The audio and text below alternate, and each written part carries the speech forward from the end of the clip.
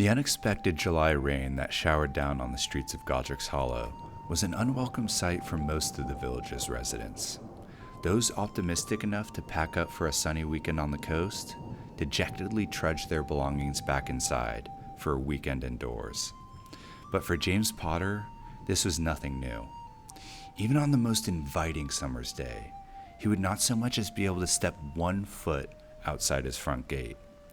He was a prisoner in his own home, who might have been the only person in all of England that was happy to see a midsummer storm. Each droplet seemed like a companion, and he even opened up the upstairs window to allow the rain inside.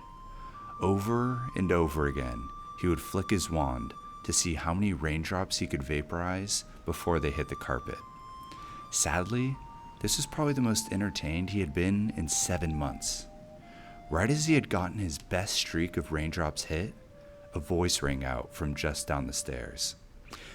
"James, would you please close that damned window? I can feel the draft from down here, and you're going to give Harry another head cold." Yes, sorry, you're right. Sorry, little dear.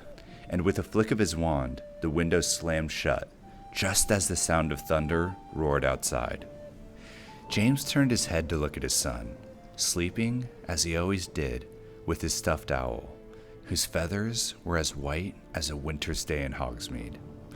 He wondered, as he often did the past few months, what kind of evil would have to exist to want to kill such a peaceful baby boy, his baby boy. He made his way over to the crib where Harry slept and put his hand on his son's chest. As he gazed down at Harry, he wondered what dreams his son would have for his future. Would he want to be in Gryffindor, like James and Sirius, or would he want something different?